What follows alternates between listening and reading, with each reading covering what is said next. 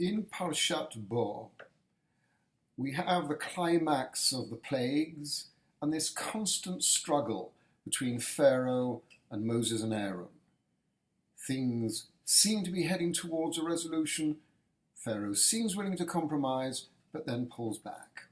And this whole interaction, really, we know in advance, has been orchestrated by God, because he says, I'm going to harden Pharaoh's heart. And of course, time and time again, the commentators come back and say, but don't we believe in freedom, that humans have the freedom to choose and make the wrong decisions as well as the bad decisions? And if Pharaoh was really free, then what do we mean by God hardening his heart? And if God really did harden his heart and give him no choice, why was he punished? The whole question of what we mean by freedom is challenging. After all, we know that we are limited by our genes, by our physical makeup. Very often we're affected by the sort of family we're born into and the circumstances that we face. There are people born into poverty, people born into wealth, people born into poverty who thrive, and people born into wealth who just collapse.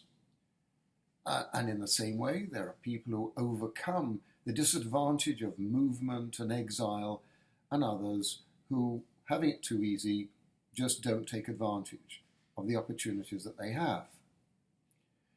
So what do we mean by freedom? It doesn't mean to say we're all the same, and it doesn't mean to say there are no limitations. We all suffer some limitation or another.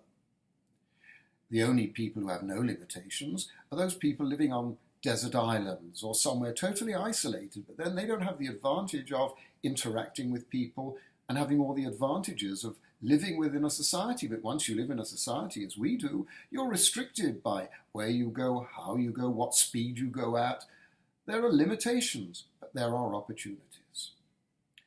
And so what the Torah means when it says God hardens somebody's heart, or when it says God takes into consideration what people do, if they're bad or if they're good, what this means is that there are consequences to one's actions.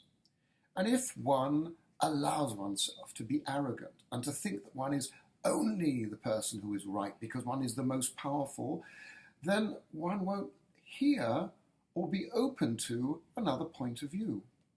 So hardening somebody's heart really means that humans themselves take the sort of actions that prevent them from using their potential for seeing new opportunities and for being better people. And in turn, if we behave in a particular way, this will affect other people close to us and beyond us.